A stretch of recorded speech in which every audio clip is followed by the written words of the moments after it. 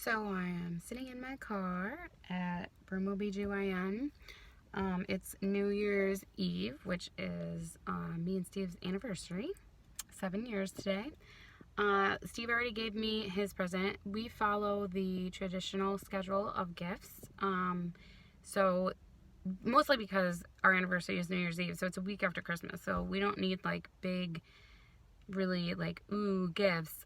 We make it more of like a fun challenge to be creative and find a way to follow along with the traditional gift giving schedule. So year 7 is copper and or wool. So of course he bought me a bunch of wool yarn so that because I love crocheting, and he also got me this really sweet necklace. It is the Tree of Life and handmade, and it's made out of copper, and this it's not a stone, but it's like it's a type of shell that's made by some sort of sea creature. I forget what the name of it is, but it's really pretty. I really like it. I'm really excited about it. So I think he did really good this year.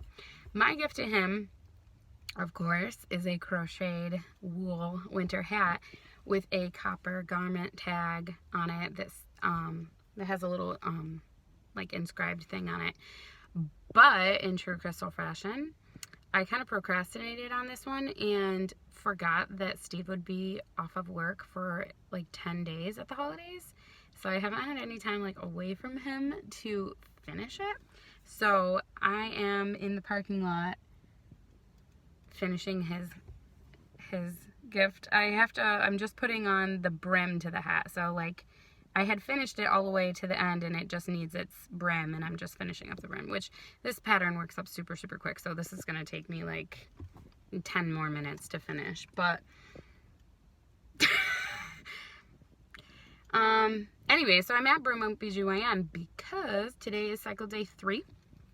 And we decided that this cycle would be a decent cycle to try one of our IUIs with Clomid. So this is the first time I'm going to be taking Clomid.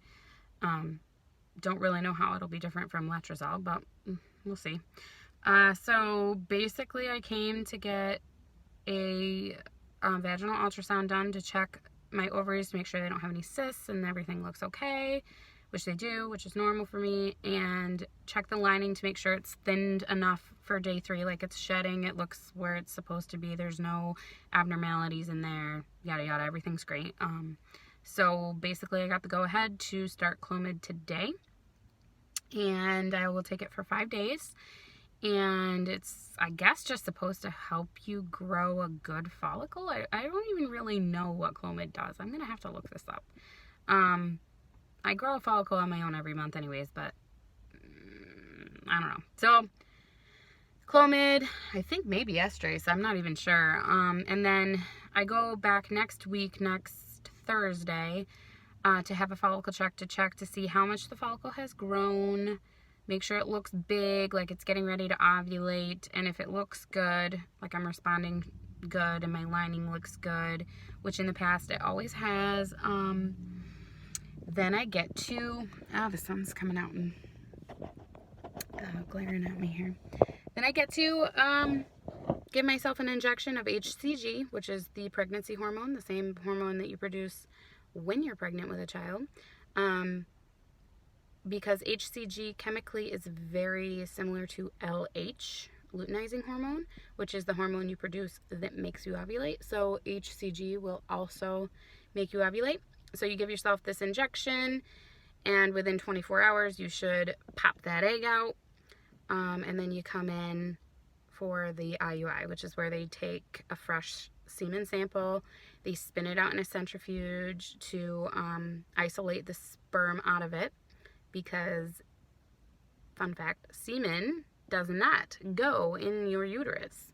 The sperm does. The sperm, what happens is the semen goes in the vagina, gets near the cervix, and then the sperm swim from the semen to the cervical fluid and then get up in your uterus. So semen never goes in your uterus. So they can't just put the semen in the uterus. So they got to separate the sperm from the semen and then put it in a special like protein fluid, and then basically like inject that, not inject, it goes through a catheter. They squirt it through this tube that goes through your cervix into your uterus, and in hopes that the egg is already there in the fallopian tube, starting its journey, that the sperm will swim right to it and fertilize it, and then hopefully it sticks. But that's kind of where Steve and I are thinking our entire problem is. Like, to me, it's impossible to think in 3 years we've never had a sperm fertilize an egg, seeing that I absolutely make one every single month and there's nothing wrong with the sperm.